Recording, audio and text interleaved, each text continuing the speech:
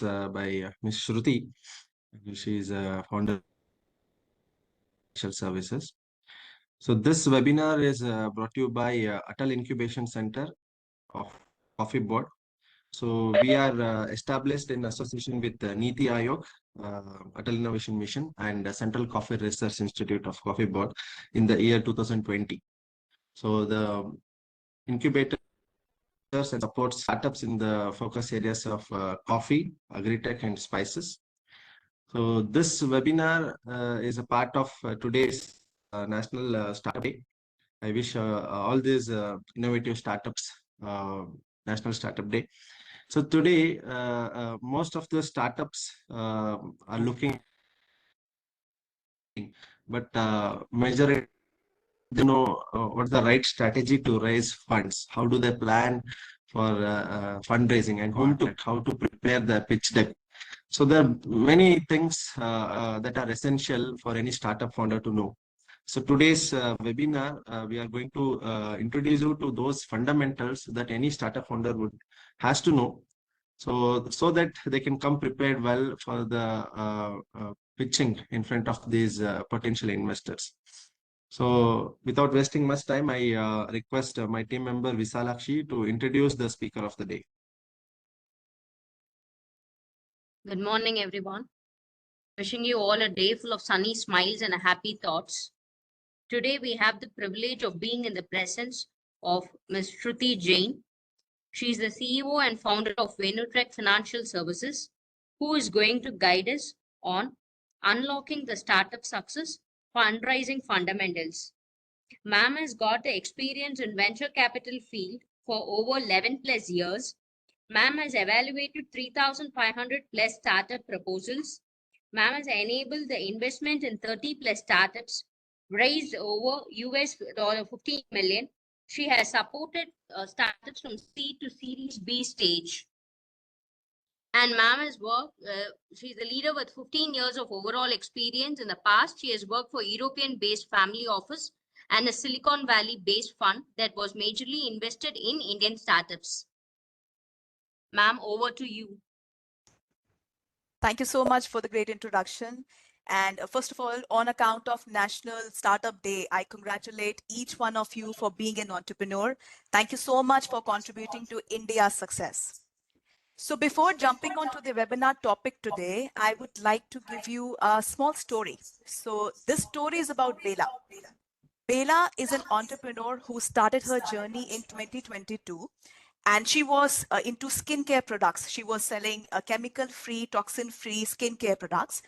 Within a span of 6-7 months, she was able to gain a lot of traction for her business.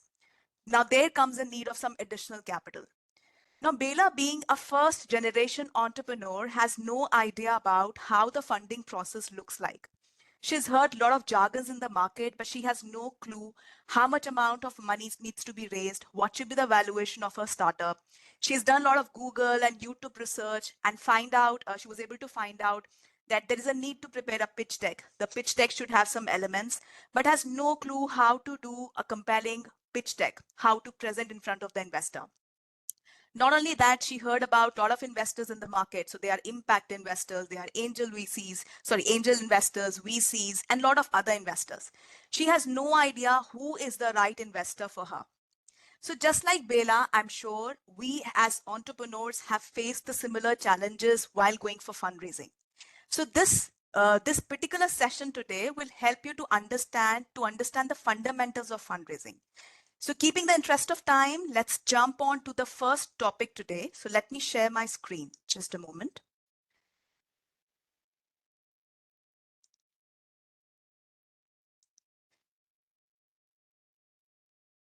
Okay, so the first topic today is introduction to fundraising for startups. So before jumping on to fundraising, first of all, we should know what exactly fundraising means. So fundraising definitely is connected to the word fund, which means money. Basically, fundraising means you need to secure a financial support from various sources available in the market for growth and development of your startup. And let me tell you, fundraising is an art, is a skill, which is important and crucial for an entrepreneur. So if you have one or two co-founders, so let's say if you have two co-founders, one of you should have the skill set for raising funds in future. And if there is just solo entrepreneur, so definitely it's an hour of need to develop that skill set, because without this, it's very difficult to survive in this dynamic market today. So after understanding what does fundraising means, we should also know what is the need of fundraising. So as we all know, we are actually surviving in a highly competitive and dynamic market. After, I would say, ChatGPT, after OpenAI, the technology has been changing so fast that something which needs to be developed, at least for something which used to take at least 3 years of time frame to develop in technology, now can be developed within few months. We would be needing some additional capital in order to do some product development, to do some marketing efforts, and definitely for hiring. And also funding act as an enabler, because whatever ideas we have in our mind, if we want to convert that idea into a tangible and market ready solutions, we would need additional capital. Not only that, we should also be aware about what is the role of fundraising. So as we understood, fundraising is definitely crucial for business growth, because it not only brings capital, it also provides you valuable network, mentorship, and industry expertise. So when you get capital from an investor, definitely for your business, you need more networking to be done. So it can be with regards to the customers, with regards to gaining more traction with regards to customer, or gaining more funds for your business, or needing advice how to move your business into the right direction. So fundraising is important not only for bringing capital, but also for getting some valuable networks for advice and for the industry expertise. Now, talking about fundraising, there can be several modes of fundraising. So when we say several modes of fundraising, these fundraisings can come from angel investor, venture capitalists, government grants, and crowdfunding platform. We'll be talking about all of these in a later part of the session today. So this completes our first topic, which is introduction to fundraising for startups. Now let's move towards the next topic, which is a very important part of fundraising: importance of pitch deck. I'm sure in our journey till now, we would have heard a lot about pitch deck. So we would have heard about you need to make a compelling pitch deck, you need to do some storytelling, all those stuff. So let's quickly have a glance on what does pitch deck means. First of all, as we all know, the pitch deck definition means it's basically a concise PPT, which is giving overview around business, vision, and investment opportunity. So it's a kind of presentation which helps the investor to understand what your business is all about. Vision definitely makes a lot of difference in portraying your ideas in front of the investor. So if you have not defined your vision properly, investor will not understand that the business you have in place actually is made for some purpose. So vision has to be included there. And investment property. So your pitch deck should have a clear definition. Why are you asking for money and what's in it for the investor? Unless and until the investor does not see how he can take out the return of investment in your business, he would not be very convinced to invest in the business. So this is the definition we are talking about. Let's say, what is the purpose for a pitch deck? So basically the purpose for a pitch deck is to captivate and engage potential investor and compelling them to learn more about your business. We all know we as humans have very low attention span. So unless and until we are not able to show something visually to the another human being, we would not be able to actually portray our information to them. So it's very important that when you prepare a pitch deck, you should be maintaining less text and you should be talking more to the investor and should have visuals which can attract the investor and would create a kind of curiosity in their mind to know more about the business. Taking to the next step, let's talk about what are the important elements of a pitch deck.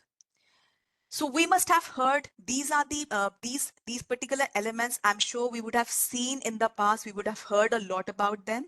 So taking you through what are the essential elements which are important for a pitch deck. First of all, as I mentioned in the beginning of this session, we should always start our pitch deck with a vision and a mission. Everybody in this, I would say, world right now is driving a vision and a mission on the planet. So unless and until we are not clear what is the purpose for our business, we would not be able to attract the, I would say, attention of the investor.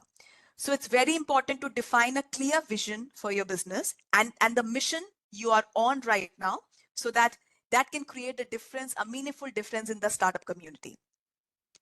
Then let's talk about the problem. So you should be able to define what exactly is the problem your business is solving.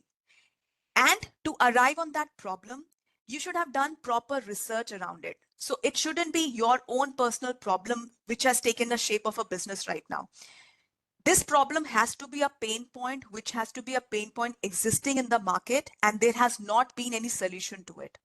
Or maybe there are some traditional solution to this problem, but it is not solving the purpose.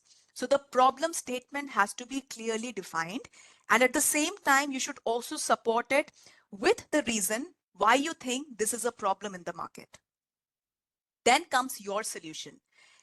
Now, the problem you have identified might have several solutions already existing in the market. So you should always define your clear USP, because without that, you will not be able to differentiate your business from others.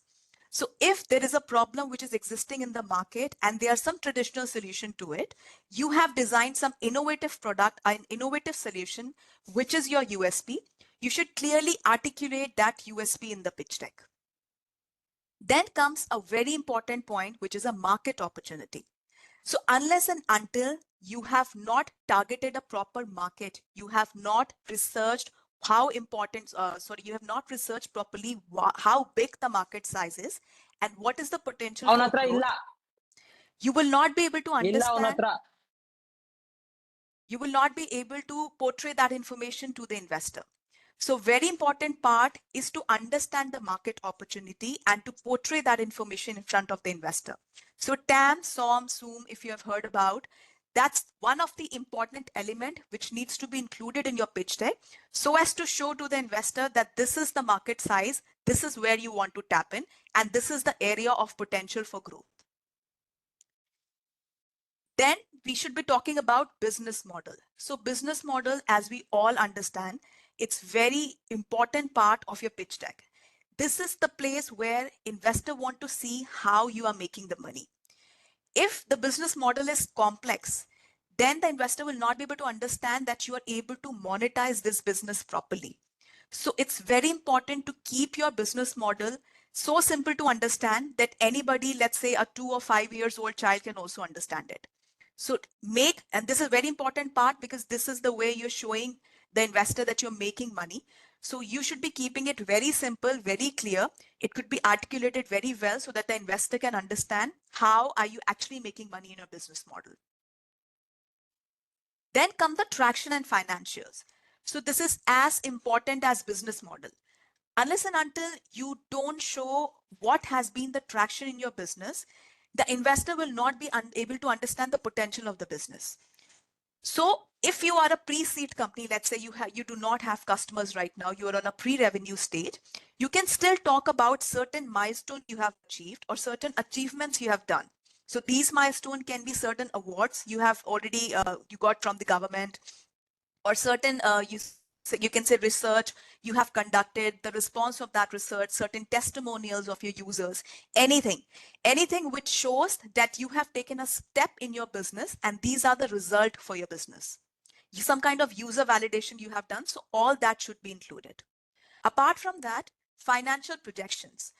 So investor today understands that the business is a loss-making business. So startup is a loss-making business for a few years of time frame, because it's a startup. It will take time to grow. But investor want to understand what is a clear path to profitability for you. So if you're showing your business as a loss-making business for a few years, You need to prepare a projections or financials projection in a way which shows to the investor that after a certain point of time, let's say after they invest in your company, these are the milestones you'll be achieving, and these would be the things you'll be doing to make your business profitable. So financial projections are very important. These needs to be designed in a realistic manner, keeping in mind the path to profitability to the investor. Apart from that, team is very important, which needs to be portrayed well in a pitch deck. So let's say you're a pre-seed company who do not have revenue right now, but have some little traction or some kind of user validation. Early stage investors always vouch on the founding team because they understand if the business is not doing well and the founding team is very strong, the founding team will have all the traits in themselves to pivot the business and move it in a right direction. So unless and until the founder's background is not convincing for the investor would not like to invest, even if it's let's say it's $1 million business. So founding team, it's very important for founders to portray their background, their achievements well in the business, and they should also have a narrative attached to it saying why they have started why they have started this business and what is their purpose of starting this business. Then come the most important part, which is ask. So when you're going for fundraising, this slide is a very important slide, which should clearly articulate how much money are you raising, how much money you are raising, and you will be allocating that money where. So you might be needing that money for product development, for hiring purpose, for let's say for scaling up operations. So you should be able to understand, you should be able to portray what percentage of money will be allocated in which particular vertical, which is why you are seeking funds for them. So ask should clearly have how much money needed and where it should be allocated where. So these were certain elements of the pitch deck. Now let's talk about the role of storytelling. So storytelling is a nearly, I would say, a new concept which has come into picture right now.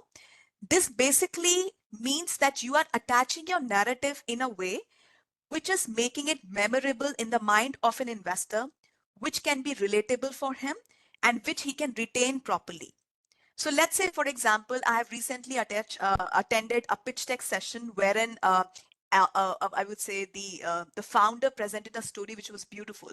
So he was into a micro mobility business wherein he was making scooters in his business.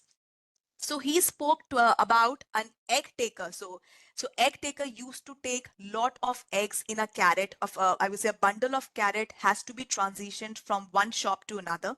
And during transition, he used to break lot of eggs in the carrot. So for him, the scooter was a security. So when he started transitioning these eggs in his scooter, in the scooter of the founder, the loss became almost negligible. So the eggs were he was able to transition the eggs from one shop to another without breaking any eggs. So that was a kind of confidence he has created in the mind of a founder. It helped that particular egg taker, who was a very small, I would say, businessman, to transition eggs from one shop to another without breaking it. So this was something which I could actually relate to. I could understand. I could make it memorable. So if you're able to create a story, a narrative around your business, or maybe a story which tells, which is clearly able to articulate your purpose of business, your problem and solution you're doing, definitely it will create a lot of difference in the mind of the investor. So that's the power of storytelling right now. With this, we come to the last part of importance of pitch deck, which is compelling pitch deck. First of all, we need to understand why at all do we need a pitch deck. We need a pitch deck because that has the power to attract investor. This pitch deck is normally a powerful tool which is able to capture the attention of the investor and retain it. So as I mentioned earlier, we have very small attention span. So unless and until we are able to see something and relate to it, we will not be able to retain it. Which is why a pitch deck has to be created in a manner which can attract the investor's mind as a tool and help them to capture their attention and help them to retain it. So through pitch deck, We can attract investor by providing information in a structured and visually engaging way. So unless and until we don't have information which needed to be given in a structured manner, we will all be doing, I would say, it will not take us anywhere. So we need to present it in a manner which has to be structured and which should be very visually engaging way. It's similar to the example of, let's say, khichdi. So when we prepare khichdi in our home, we can directly take it from the cooker, put it on a plate and eat it. But if the same khichdi is available in a 5-star hotel on, let's say, on $100 plate, it comes to you with a garnishing with lot of spices on it and it's presentable. You will be very much keen to eat it. Similarly, unless and until you don't provide your information in a structured manner, it will not become attractive for the investor to know more about your business. And the pitch deck also reflects your professionalism and your commitment to raise funds. Unless and until, because we as an entrepreneur, we have to have professionalism. It goes hand in hand. We just can't get away with professionalism. And the commitment has to be there. Unless and until you don't have a proper pitch deck, it does not show how much committed are you to raise funds from the investor. So it reflects your professionalism and commitment, which is why we need to have a compelling pitch deck. With this, we complete our session on importance of pitch deck. So let's come to the third session.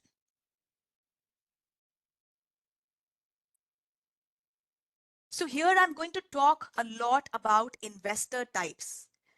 I'm sure being entrepreneur, you would have heard a lot of jargons about investors right now. So there are a lot of investors in the market. These are called as angel investors. So what are angel investors? Angel, as the word says, these are early stage investors who invest in your company. And with investment, they also provide mentorship and guidance. So they don't just provide you financial support, they also give you mentorship and guidance in your business. Then there is another breed of investors who are called as venture capitalists. So these are investors who come to your business or who fund your business at a little later stage. So there are certain venture capitalists available in the market right now who are also investing into early stage companies. But majorly, investors who are venture capitalists want to come on a cap table when a business is a little matured business. So let's say when they are at a late seed stage or a pre-seed stage, because this breed of investors, they actively participate in the business decisions, which these business decisions can revolve around future fundraising, scaling up or expansion, or solid returns on the investment. So venture capitalists are very active investors who at times take board seat or board observer seat on your cap table and are actively engaged in the business decisions, because end of the day, they have to give return to their LPs. So they were very cautious on the returns of investment they're supposed to make in your business. Then there are certain other investor types also. For example, impact investors, strategic investors, crowdfunding backers, government-backed funds, who are impact investor. So this term has come up, I would say, in the last few years. What does these type of investors do? They prioritize not only financial returns, but they also want to make investment in a way which can have a positive or social impact on the environment. So I would say a lot of investors who are focusing to invest into climate-based company, climate tech companies, these are calling themselves as impact investors.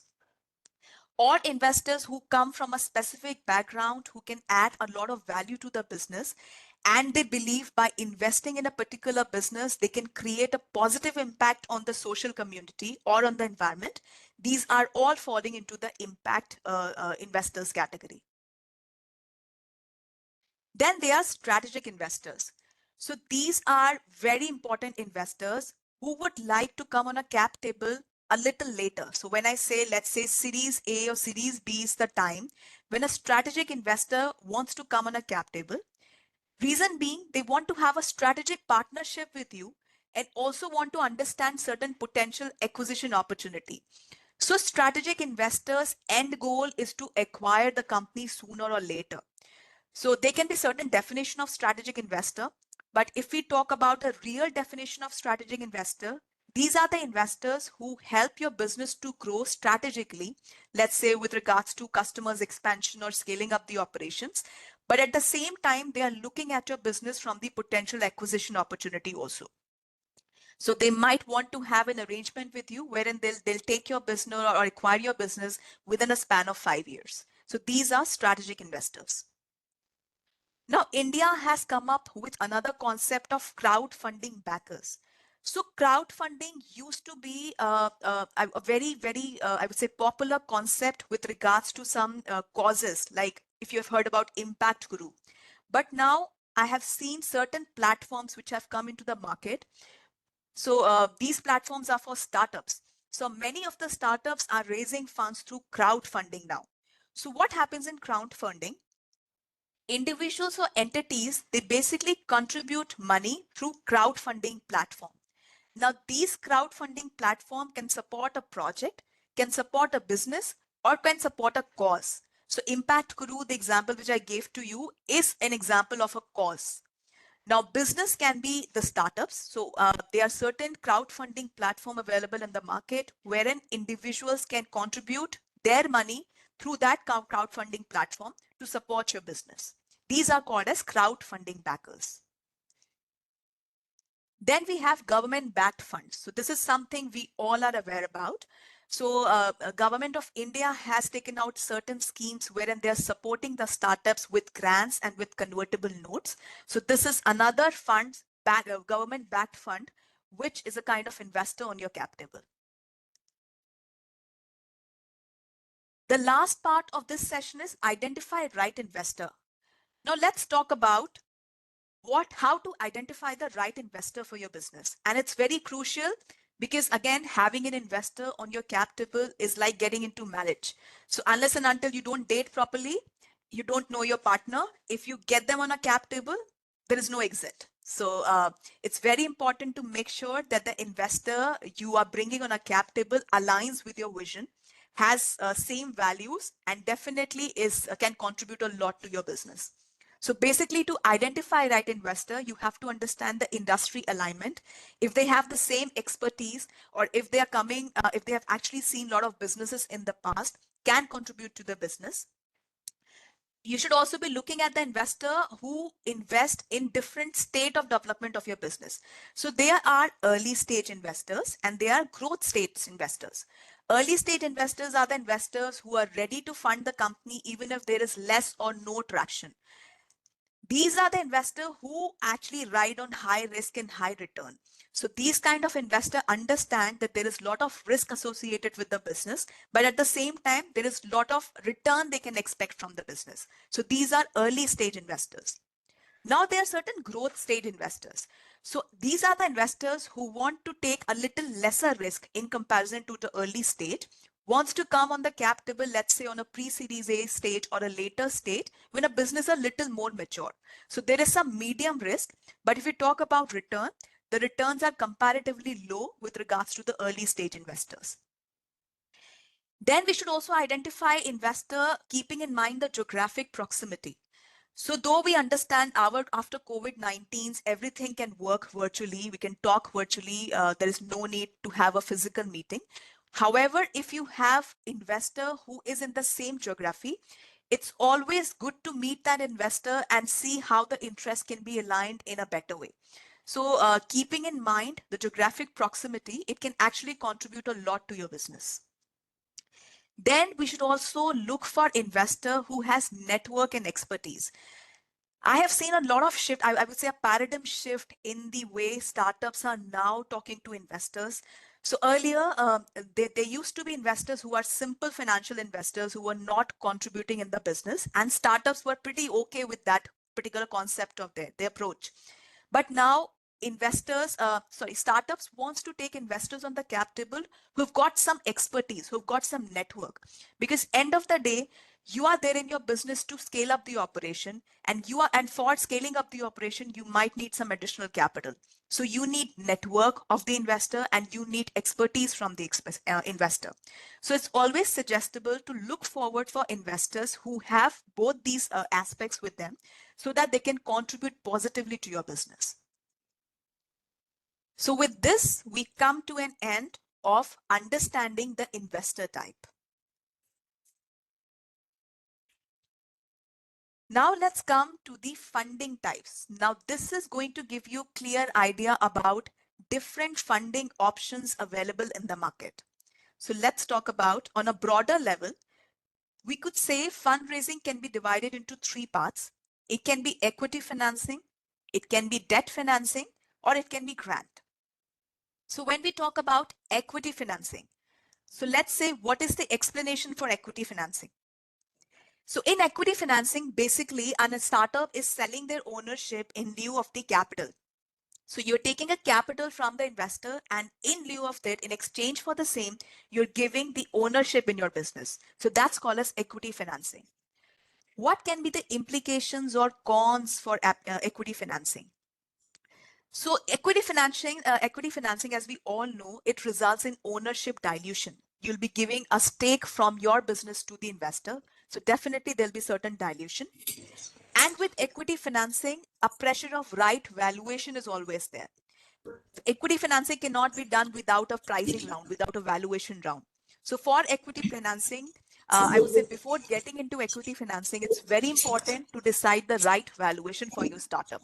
So ownership dilution and pressure of right valuation are the two aspects or cons for equity financing. Let's talk about debt financing. So debt financing, as the word says, means we are borrowing money that must be repaid with interest. What are the implications for debt financing? Definitely, it requires repayment, and it puts pressure on your P&L account, because you have to you have to repay the interest to the investor. So debt financing means borrowing money with interest, which needs to be repaid. Generally, for I would say early stage investor, debt financing is not suggestible. There can be certain instruments which are a part of debt financing, like convertible note, like safe notes. That's a different scenario. But if we talk about NBFC, bank loans, normally NBFC and bank loans are not available for early stage investors, because they also want to understand what's the correct traction in the company. So debt financing is majorly from NBFC and bank is majorly for startups who reach to a particular point. Let's say they are a little more mature startup, let's say for pre-series A stage or a series A stage. Grants, as the word says, it's a prize money. So this is a prize money which are non-repayable funds, and this prize money is either given by the government, by the foundations, or by the organization. What are the implications for these? So certain cons associated with grants as well. These are highly competitive in nature. So you can get grants, you can opt for a lot of grants available in the market, but again, you have to follow a proper procedure. And there are a certain specific criteria which needs to be met. So that criteria has to be taken in mind while applying for these kind of grants. So with this, we conclude the fundraising part of ours. So these were the fundraising types. Let's come to the last part of a session, which is step-by-step understanding the fundraising guide. So whatever we have covered today with regards to fundraising, there are 4 points which needs to be kept in mind. First, you need to identify your funding needs. So when we say identify the funding needs, you have to understand the capital requirements, and you have to understand the timings. So let's talk about the capital requirements. How can you assess the capital requirement? Either you can do a backward calculation, a rough calculation, which says you want to function for next year, next year, next year. So these will be your expenses. This is the money you should be raising. But a proper way of understanding the capital requirements is by financial modeling. Financial modeling can help you to understand in the next 5 years, how would you be growing your business and what amount of capital you would be requiring in certain categories, which you need to raise to expand your business. So definitely you will be requiring capital for product development, for hiring, for marketing, for scaling operations. So through financial modeling, you can have a proper calculation which can make you understand what amount of money you should be raising. And the very important part is you should be raising it for how long. So in the early stage, definitely fundraising gives us a kind of cushion because we all have burn rate. So it gives a kind of runway for a particular time frame. So when we are raising for funds, we will also understand what kind of cushion we'll get in the next few months and how much should be how much runway is going to provide to us. So this is the basic understanding before we go for fundraising. Chirag, I'll take your question towards the end. Thank you. Then comes to building a compelling business case. So compelling business case is nothing. It's more about a business plan. It's more about the pitch deck. So you have to craft a value proposition for the investor. That means you need to understand what is the problem you are solving. Why do you think the problem is a problem in the current market? How your solution is addressing that problem in the market need, and what is your uniqueness. So these are the three basic questions you should be very clear about when you start your business plan and when you start your pitch deck. Then comes the market opportunity. So definitely you have to have a data around the market size. You should know what is the potential for growth in the market, because unless and until there is no growth in the market, there is no way that you can grow your business. And you should always know your competitive edge. So definitely you will have competition in the markets. It's fair to have competition in the market. You should have clear understanding who your competitors are in the market. I've seen situations wherein founders say that we do not have competition in the market. So when you say a certain sentence like this, it gives an impression in the mind of an investor that you have not done your research properly. So it's very important to find out a competition in the market. It may not be a peer-to-peer competition, but can be a nearest competitor to you. And if you believe there is no competitor existing in the Indian market, you might have competition in the global market. So you can talk about that competition and you can compare yourself with that competitor. Then financial projection. So as I explained previously, it's very important to develop at least 3 to 5 years of projections to show the realistic picture to the investor, to show a clear path to profitability to the investor. This will help the investor to understand when they invest in your company, how the investor will drive the company. So that's another aspect of a compelling business case. Then come networking and building relationship. So this is one vertical you cannot escape from. You need to build network, you need to build relationship. Why? Because we need to identify potential investor. So when we look for investor, we want to understand what industry do they belong to? What is the stage they invest into? And what is the value they bring on the table? So for that, you really have to network with the investor, be a part of certain forums which have investors where the investors speak so that you understand if they can be a right investor to you.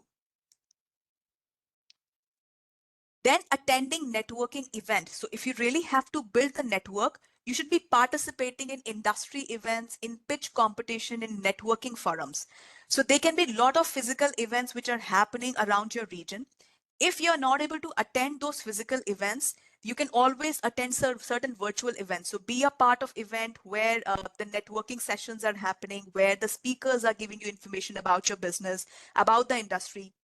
That will induce confidence in you, and that will also open up, let's say it will help you to induce confidence and and understand how to pitch your company in front of the investor.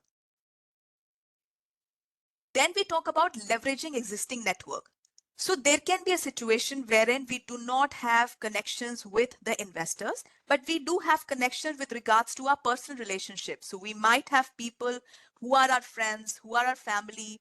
We can always seek some introductions from them, and we can seek some recommendations from them.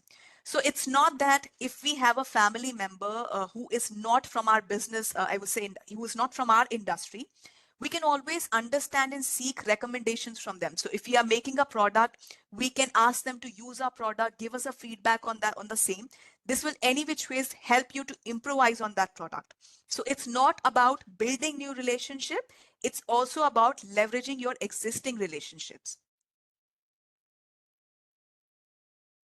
And the last is navigating the fundraising process.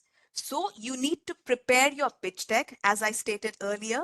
You need to tell your story, you need to outline your vision, and you need to communicate the investment opportunity for preparing your pitch deck. Then comes the engaging in due diligence.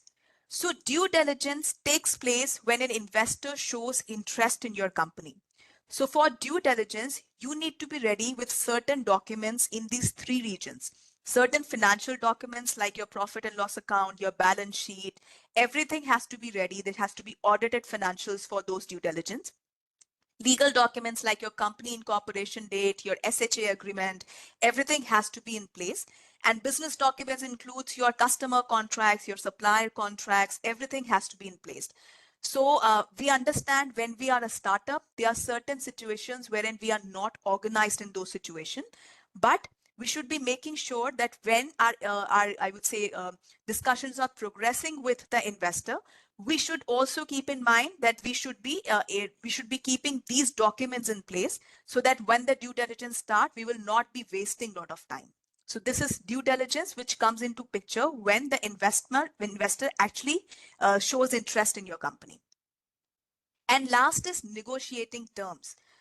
So for that, you need to understand the terms properly. So let's say the investor shows interest to invest in your company and they are negotiating around certain terms, certain valuation. So for that, you need to understand the terms properly. If you're not sure what the terms actually means, you always can seek experts' advice and you should prepare yourself to negotiate. This is a time to negotiate because if you don't negotiate, you will end up agreeing to certain terms which are not good for your startup. So I would not say that all investors are like Shark Tank. They don't want to eat you up all the time, but it's always suggestible to be cautious while agreeing to certain terms which may not be of interest to you in future. So these were the I would say process. These were the important steps which were ready step-by-step guide for fundraising. So I could see certain questions which are appearing on a chat box. I will take it towards the end. So I'll just have one more case study to show you, and then I'll take up the questions which you are mentioning. So to conclude our session, I want to take an example of Mamaearth. So I'm sure you must have heard about this company already. This has recently appeared in an IPO, has given 100x return to the investor. So let's take an example, what is all about Mamaearth and why is it so exciting? So Mamaearth started in 2016, and as soon as they started, they were able to gain 5 million customers in few years, and they were certified by Made Safe. So this is the only company in India which got certification for Made Safe, which has installed a lot of confidence in the mind of the users. What was their value proposition? So their value proposition is they were offering toxin-free natural product, which were for baby care, for health and hair and skin care, and for aftershave and beard oils. With regards to their competition, they had a lot of competitions in the market like Himalaya, Johnson & Johnson, which were quite a big few name existing in the market. Target audience. So they started their journey with targeting mothers and their babies. So initially they came up with baby care, pregnancy care, skin and hair care, and accessories and toys. Then slowly, gradually, they started targeting another generation, which was millennial generation. So they could see that there is a clear need for producing a chemical-free skincare products for this kind of generation. And they started producing serums and creams and face wash for this generation. Then they realized it's not only about these two target market, they can also enter into men target market. So for that, they started creating aftershave lotions and beard and hair oils. So these were the target audience for Mamaearth. Now business model. So let's talk about the business model. So they were into formulating product and outsource manufacturing. So manufacturing can at times become a capital intensive business for you. So there are certain, I would say, business which are taking place in the market wherein the design is there, the formulation is there, but they outsource the manufacturing to, let's say, some exclusive vendors. This is exactly which was done by Mamaearth. And they were selling their products through D2C channels like Amazon, Flipkart, and offline stores. And interestingly, though they started with their baby care product, but 20% of their revenue is coming only from baby care product, and most of the 80% of the revenue has come from skin care and hair care product. So this clearly defines, if we don't keep on redesigning our target audience, if we don't understand the requirement from the market, we may be losing our share of market, our market share. So 20% revenue, which is coming for baby products, if they would have not targeted on the millennial generation and men, they would have not been able to get more than 80% revenue generation from there. And there was one uniqueness about their business model. So they were able to connect their target audience. So they had some really amazing, I would say, ads. They were able to gain their trust from their audience.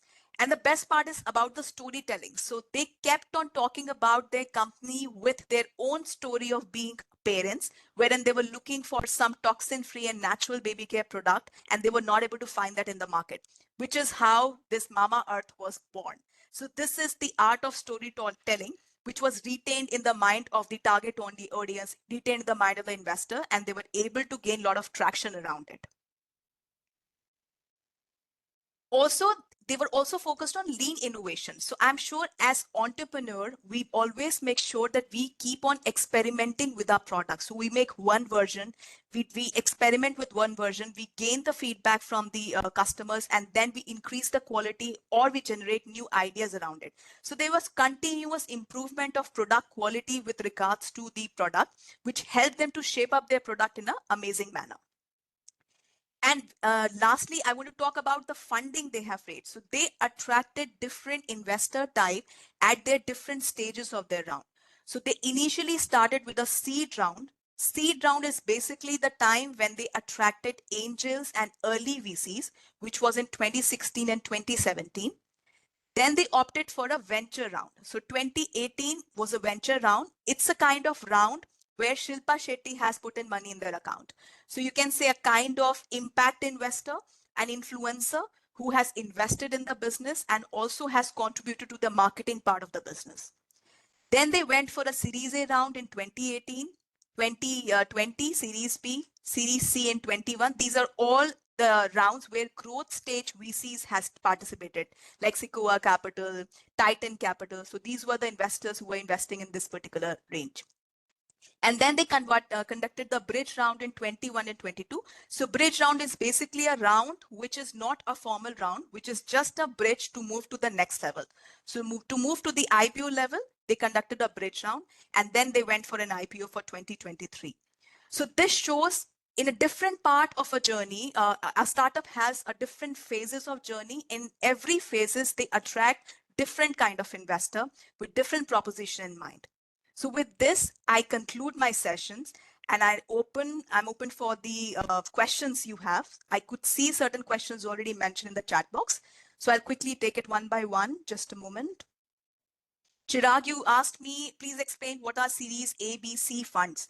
So basically, Chirag, this is the kind of, this is basically the stage of the company, which is called a mature stage of the company, when a company has a proper valuation and they have enough traction in the business. So there are certain funds who want to participate in this stage of the business. So there are list of fund, like again, I say Titan Capital, Sequoia Capital. There are certain more capital VCs which are focused on growth stage company, for example, Tiger Global. So these are the kind of investors who want to invest in Series A plus companies. So whenever you want to, if you go to a website for an investor, so let's see if you go to the website of X Capital, you can always see their thesis. So every investor has their own thesis. Every investor has their own liking on the stage of investment. So basis, their thesis and basis, the stage they invest into, you can figure out which is a right investor for you. Okay, then the next question is, would proprietor-based entity be eligible for MSME funding? Okay, so I will have to come back to you on this answer, but with regards to startup funding, I can understand that you can go for external funding only when a company is a private limited company. So with MSME, I will still check and come back to you, because I understand Government funds are available in the market, which are okay giving funds to proprietorship company. But if you go for external based funding, then the company has to be a private limited company. Then the next question is, if we can start parallel conversation with more than one investor, should we make it known to them during conversation? Does it lead to? Very good question. So yes, I would suggest to you, if you are going to raise funds, you can always start parallel conversations. So here there are two kind of commitments. So there are soft commitments, there are hard commitments. So let's say you are approaching investor X and investor X shows interest in your company. At the same time, you're also approaching investor Y, and investor Y is showing interest in your company and is also telling you that he wants to invest 100K in your business. So this is a kind of hard commitment which you have got already from investor Y. Now, while talking to investor X, if investor X goes ahead and asks you, do you have any interest for your company? You can always tell them that you are talking to multiple investors right now. Investor Y is one who has already shown, who is already given soft commitment to you. Or if you do not want to name investor Y, you can always say generally, yes, I'm talking to multiple investors. You can talk about the category. So you can say, I'm talking to multiple angel investors. I'm talking to multiple VCs right now. They are on initial stage of investment or initial stage of evaluation. And let's say I've got soft commitment of X amount from certain investor.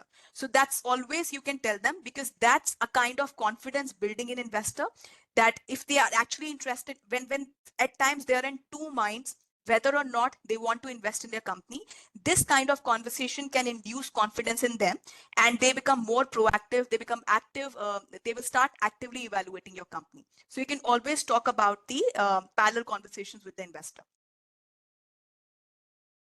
Yeah, so Harp Singh, so does funding from angel investor dilute our equity? Very good question. So see, it's not about what type of investor will dilute your equity. It's about what kind of instrument will dilute your equity. So angel investor would be a mode, a source of investment.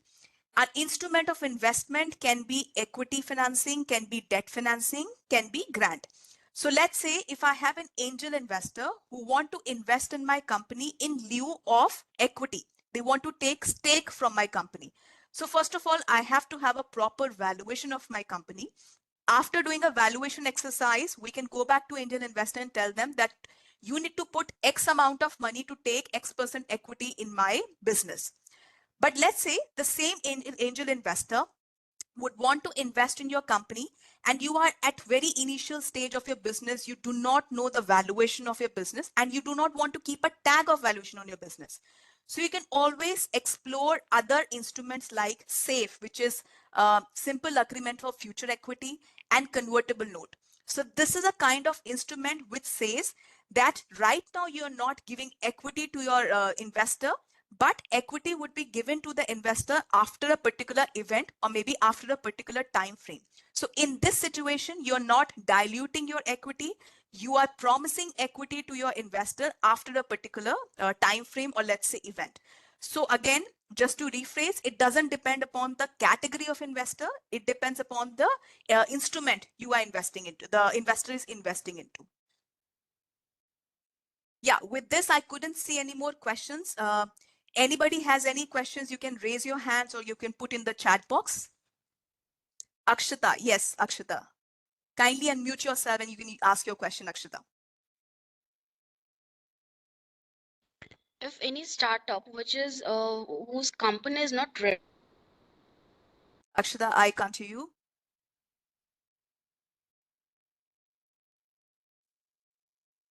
Akshita, I cannot hear you. Akshata, repeat your question again.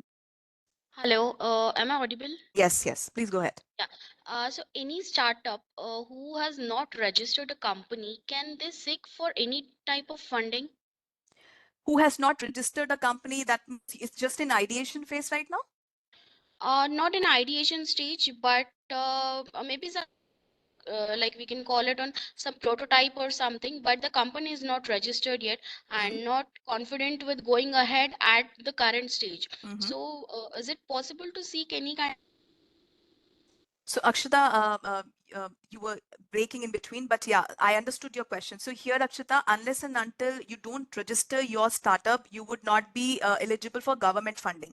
At this particular stage you're talking about, most of the funding comes from government. So government is very supportive with startups, wherein they can help the startup at ideation phase, or let's say at POC stage, or let's say at prototype stage. But again, for that, there are certain requirements. And one of the requirements is your company has to be registered. So it can be sole proprietorship, can be LLP, can be anything, but it has to be registered. So without registration, the grants are not possible. And there is no other source of funding. When we talk about external funding, the other type of funding I can look at into is family and friends funding. So probably your own family and friends want to fund you, but again, you should have an entity, because you have to take money in an account and your business will be accountable for the same. So it has to has an entity. Okay. Great. Anybody has any other question, please?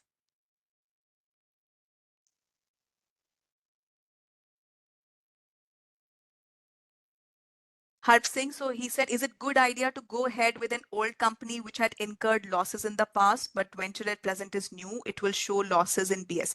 See, it's not about having an old company or a new company. The only thing which I think you will miss out on when you start a new company, this will also open doors for you for government funding. So our government is supporting startup left, right, and center. You would say our honorable prime minister is the only prime minister who's talking about startups at every forum. So there's a lot of support from the government. So if you have old entity, I would say more than 2 years old, you would be losing out on a lot of grants which are available from our own government. So you can still go ahead with the old entity, rebrand it, and then move ahead with it. You can raise capital in it. But again, with regards to government funding, you will be losing out on that particular aspect. And just one more thing to cover, if an entity is more than 10 years old, then it's difficult to raise external funding into that entity. The entity has to be less than 10 years old to raise external funding from angel investors and VCs. So these are the two aspects which you should be keeping in mind while going for such decision. I think I was able to answer your question.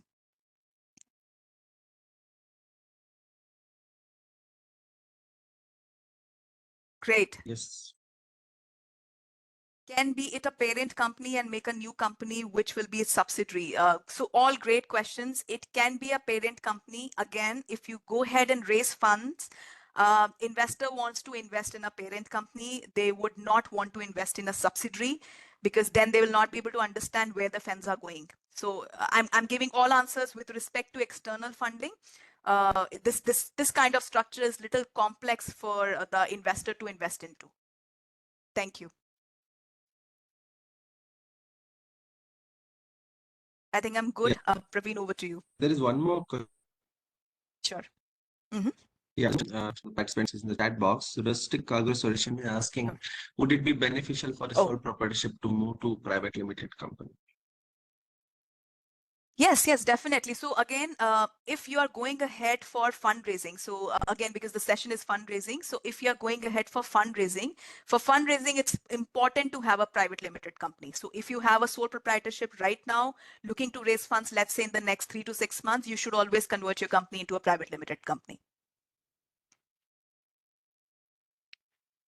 Guru Raj has asked me, startup fundings will be for the initial stage within 2 years. Yes, that's right. So initial 2 years, if you need to get yourself registered with DP, IT, IIT, registration has to be done. And then you can apply for startup funding, which is for the first 2 years of your incorporation. Now, there have been a lot of grants which are being circulated by state government, which are even for startups beyond 2 years. So you need to keep a tab of what kind of grants are available in the market, and there's definitely eligibility criteria for the same. Keeping that in mind, you can always apply for those kind of grants.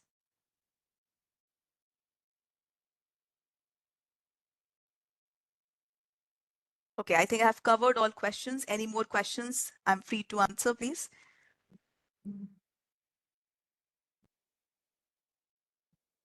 Yes. Before any participant ask any questions, if they need more time, then I would like to inform that Atal Incubation Center Coffee Board has started accepting applications for the upcoming investors meet, which we are hosting in partnership with Ms. Shruti and her team. We are to have exclusive partnership with a few more angel investors and venture capitalist firms, depending on the profile of the startup. So, tentatively, we are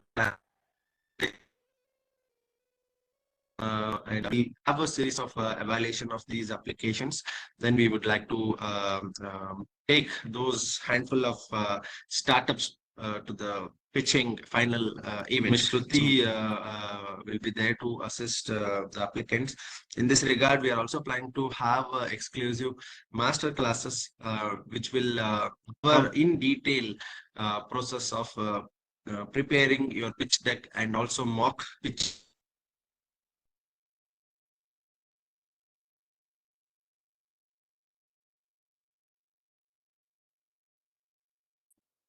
Praveen, we can't hear you.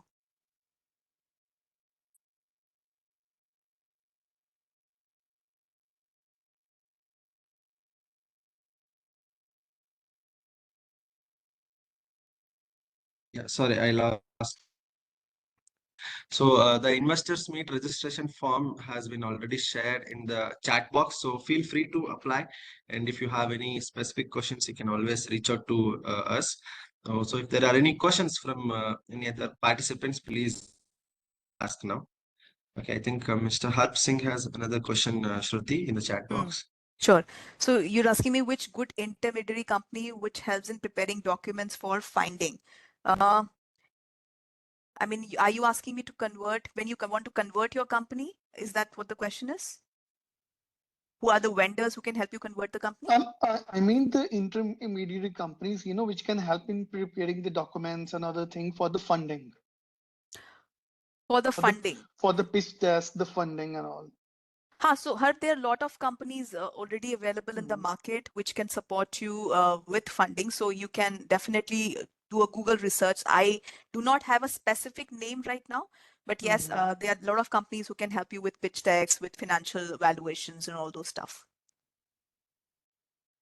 You can just do a Google research. Yeah, you can just do a Google research. There are a lot of pitch deck people who are available in the market right now. I tried doing the pitch desk, but Okay, couldn't find a reliable company. I will search and give that to you. Can you share your email address here? Sure. Yeah, so just send it. Yeah, send it to me. I will search some and give that to you.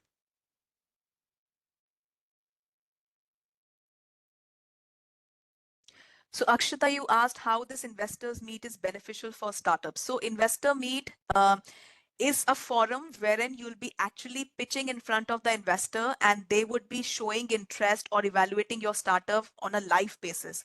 So it's a golden opportunity to get external funding from the investors, which is why we are conducting an investor meet. It's not a meeting, it's a session wherein you'll be pitching live. Selected startups will be pitching live in front of the investors, and investors would be evaluating them, asking them questions, and will definitely want to invest in their company.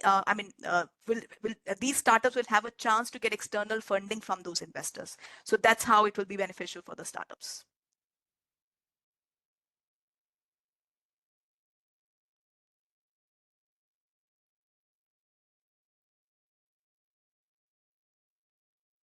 Hi, Shruti. I got one question.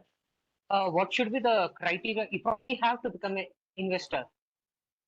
In case at least an angel investor, what should be the criteria?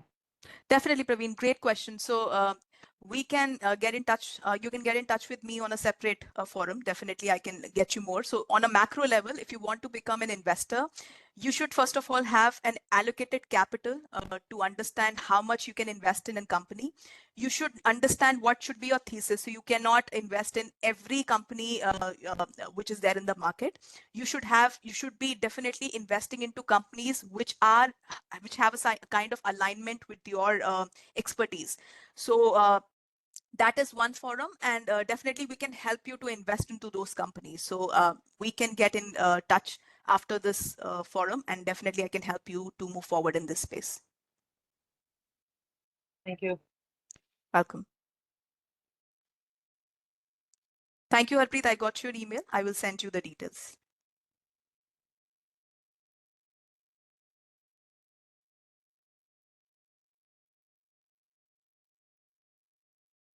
Okay.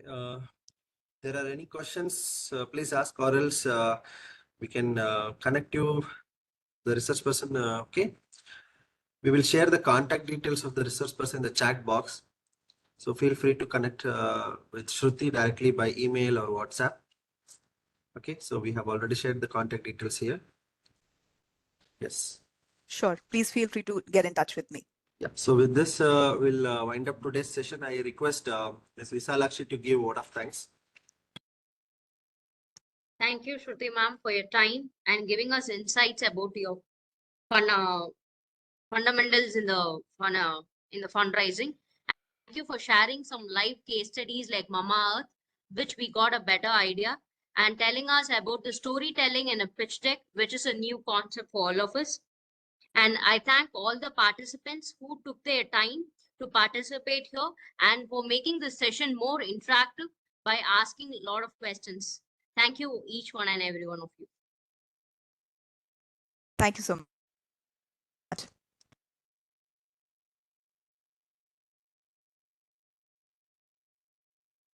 Thank you, Praveen, for arranging this. Yeah. Thank you, sir. Thank you, ma'am. Thank you. Should be very Thank you, useful. Shruti. Thank you so much. Yeah. Thank you. Have a nice day. You too. Bye. Thank you.